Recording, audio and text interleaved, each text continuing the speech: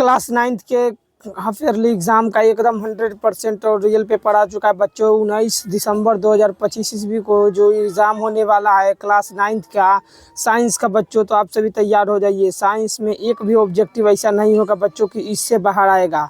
यानी कि आज हम लोग करने वाले हैं आपके बच्चों हाफ ईयरली एग्ज़ाम यानी कि अर्धवार्षिक परीक्षा दिसंबर 2025 के बच्चों। तो चलिए एकदम ध्यानपूर्वक देखते चलिएगा और अपने सभी मित्रों को शेयर कर दीजिएगा एकदम। तो चलिए देखिए, सबसे पहला चीज़ देखते हैं कि आपको कितना ऑब्जेक्टिव बनाना है। तो याद रखिएगा बच्चों, टोटल आपको 100 ऑब्जेक्टिव दिया हुआ है, तो इसमें से आपको मात्र और मात्र 50 ऑब्जेक्टिव ही सही करके आना है। तो चलिए हम लोग अभी देखते हैं 50 के 50 ऑब्जेक्टिव जो कल के एग्ज़ाम में एकदम छपने वाला है बच्चों। तो देखिए, सबसे पहला सवाल कर रहा है कि यदि कोई वस्तु समय के साथ अपनी स्थिति बदलती है तो वह होती है, क्या होती है बच्चों? तो उसको हम लोग गतिशील कहते हैं। तो याद रखिएगा बच्चों, पहला का एकदम बी नंबर करेक्ट आंसर मार के लाना है। दूसरा नंबर सवाल कि चाल के ऐसा मात्रक क्या होता है? तो याद रखिएगा चाल का ऐसा मात्रक होता है मीटर पर सेकेंड। यहाँ पर दूसरा का भी बी नंबर बच्चों करेक्ट आंसर लगा देना है। तीसरा नंबर सवाल देखिएगा, तीसरा नंबर सवाल कर रहा है कि चाल और वेग में क्या अंतर है? तो याद रखिएगा वेग सदिश राशि है जबकि चाल हमारा अदिश राशि है, याद रखिएगा। अब अगला चौथा नंबर सवाल कि त्वरण का ऐसे मात्रक क्या होता है? तो त्वरण का ऐसे मात्रक हम सब जानते हैं मीटर पर सेकंड स्क्वायर होता है बच्चों। जो भी क्लास 9th में है वो सब अपने और भी मित्रों को भेज दीजिए, क्योंकि कल के एग्ज़ाम में बच्चों यही सब ऑब्जेक्टिव हो या सब्जेक्टिव दोनों अभी हम बताने वाले, तो वही सब छपेगा एकदम। तो देखिए पाँचवा नंबर सवाल, यदि कोई वस्तु विराम से चलना प्रारंभ करे तो उसका प्रारंभिक वेग कितना होता है? तो याद रखिएगा उसका प्रारंभिक वेग 0 होता है, यहाँ पर 0 होगा बच्चों। ऑप्शन नंबर बिल्कुल सी करेक्ट आंसर हो जाएगा। छठा नंबर सवाल, एक वस्तु 10 सेकंड में 100 लीटर चलती है, 100 मीटर, सॉरी बच्चों, एक वस्तु 10 सेकंड में 100 मीटर चलती है तो उसकी चाल बताना है। तो चाल का फॉर्मूला होता है बच्चों चाल बराबर में दूरी बटा समय। तो याद रखिएगा चाल बराबर में कितना होता है? चाल बराबर में होता है दूरी बटा में समय। तो हम लोग क्या करेंगे, यहाँ पर देखिएगा दूरी दिया हुआ है हमारा 100 सेंटीमीटर बट्टा में बच्चों समय कितना दिया है 10 सेकंड। तो हम क्या करेंगे, ये 10 को 100 से काट देंगे तो कितना बार में कटेगा बच्चों? 10 दहा के 100, यानी कि 10 मीटर पर सेकंड के रफ्तार से क्या कर रही है? तो वह गाड़ी चल रही है।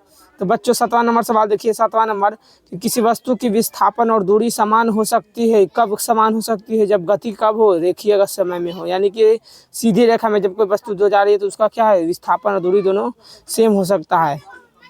तो अगला 8वां नंबर सवाल, गति का रेखा चित्र दिखता है, बताइए गति का रेखा चित्र कैसा दिखता है? तो समय और दूरी के संबंध को दिखाता है बच्चों। याद रखिएगा समय और दूरी का संबंध कौन बताएगा हमको? तो गति का रेखा चित्र बताएगा। बिल्कुल यहाँ ए नंबर करेक्ट आंसर 8वां का मार देना है। 9वां नंबर सवाल, यदि कोई वस्तु वृत्ताकार गति में हो तो उसका वेग क्या होगा? तो याद रखिएगा उसका वेग के बारे में हम लोग कुछ कह नहीं सकते हैं। बिल्कुल यहाँ पर 9वां का डी नंबर करेक्ट आंसर लगा देना है। 10वां नंबर सवाल, 60 किलोमीटर प्रति घंटा का चाल से बच्चों मान कितना होगा? उसको मीटर पर सेकंड में बदलना है। तो याद रखिएगा 16.67 मीटर पर सेकंड स्क्वायर हो जाएगा बच्चों, यहाँ पर याद रख लेना है। अगला सवाल देखिए 11 नंबर कि बल का ऐसा मात्रक क्या होता है? तो बिल्कुल याद रखिएगा बल का ऐसा मात्रक न्यूटन होता है। सी नंबर 11 के लगा के आगे बढ़ जाना है। 12 नंबर सवाल, संवेग का सूत्र क्या होगा? तो याद रखिएगा बच्चों संवेग का सूत्र हमारा क्या होता है? संवेग बराबर में द्रव्यमान गुना में वेग। बिल्कुल यहाँ 12 का सी करेक्ट आंसर लगा देना है। 13 नंबर सवाल, न्यूटन का प्रथम नियम किससे संबंधित है? जड़त्व के नियम से संबंधित है बच्चों न्यूटन का प्रथम नियम, याद रख लीजिएगा।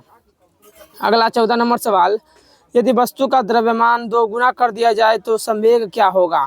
तो याद रखिएगा अगर वस्तु का द्रव्यमान हम 2 गुना करेंगे ना तो संवेग हमारा आधा हो जाएगा। बिल्कुल यहाँ 14 का ए नंबर करेक्ट आंसर लगा देना है। 15 नंबर सवाल, दो वस्तुओं के टकराने पर कुल संवेग क्या हो जाता है? तो 0 हो जाता है, याद रख लीजिएगा। बिल्कुल 15 का डी नंबर करेक्ट आंसर लगा देना है। 16 नंबर सवाल, घर्षण एक उदाहरण है, बताइए घर्षण किसका उदाहरण है? तो हमारा संपर्क बल का उदाहरण है घर्षण, याद रखिएगा। बिल्कुल 16 का सी नंबर लगा देना है एकदम करेक्ट आंसर। 17 नंबर सवाल कि रॉकेट का प्रक्षेपण किस नियम का अनुप्रयोग है? तो याद रखिएगा रॉकेट का प्रक्षेपण हमारा न्यूटन के तृतीय नियम का है। बिल्कुल एकदम 17 का सी नंबर सही आंसर लगाना है। 18 नंबर सवाल, कार्य किसी स्थिति में होता है, बताइए कार्य किस स्थिति में होगा? तो जब बल लगाया जाएगा ना तो उसी स्थिति में हमारा कार्य होता है। बिल्कुल एकदम यहाँ 18 का ए नंबर करेक्ट आंसर लगा देना है बच्चों। 19 नंबर सवाल देखिए, 19 नंबर एकदम same to same 100% real paper है बच्चों। अभी हम बताने वाले हैं कि इसको कहाँ से डाउनलोड करना है। तो चलिए पहले देख लीजिएगा 19वां सवाल कि चंद्रमा पर किसी वस्तु का भार पृथ्वी की तुलना में कितना होगा बच्चों, तो उसका छठा भाग होगा। याद रखिएगा डी नंबर करेक्ट आंसर होगा 19 का। 20 नंबर किसी वस्तु का भार पृथ्वी के किस भाग पर अधिक होता है, तो पानी में बच्चों सबसे अधिक होता है। बिल्कुल सी नंबर करेक्ट आंसर लगा देना है 20 नंबर का। 21 नंबर सवाल देखिए, गुरुत्वाकर्षण स्थिरांक यानी कि जी का मान कितना होता है। तो याद रखिएगा बच्चों, गुरुत्वाकर्षण स्थिरांक या फिर जी का मान पूछे तो बोलना है कि 6.67 गुना 10⁻⁻11 न्यूटन मीटर स्क्वायर प्रति केजी स्क्वायर। बिल्कुल बी नंबर हमारा करेक्ट आंसर लगा देना है 21 नंबर का। तो बच्चों देखिए हमारे पास टोटल 100 ऑब्जेक्टिव है। तो अगर आप चाहते हैं पूरा ऑब्जेक्टिव को एकदम कंप्लीट करना यानी कि इसका फुल पीडीएफ, तो आपको कुछ नहीं करना है। इस वीडियो के डिस्क्रिप्शन में ग्रुप का लिंक दिया हुआ है, वहाँ पर जैसे ही टाइप कीजिएगा ना, वहाँ पर जाकर क्या करना है, तो सबसे पहले तो ग्रुप को ज्वाइन कर लेना है। ज्वाइन करने के बाद उसमें मैसेज भेजिएगा तो हम आपको इसका फुल पीडीएफ नोट्स के साथ भी भेज सकते हैं, आंसर के साथ भी बच्चों इसका सॉल्यूशन करके भी हम भेज सकते हैं, नहीं तो केवल आपको पेपर में हम दे सकते हैं। तो चलिए आज के लिए इतना ही रखते हैं। आशा करते हैं हमारे चैनल पर सभी विषयों का डला हुआ है, यहाँ पर जाकर देख लिए होंगे। आज का पेपर जरूर हमारे चैनल से मिला होगा, इसलिए धन्यवाद। जय हिंद। आशा करते हैं कल के एग्जाम में मिलते हैं।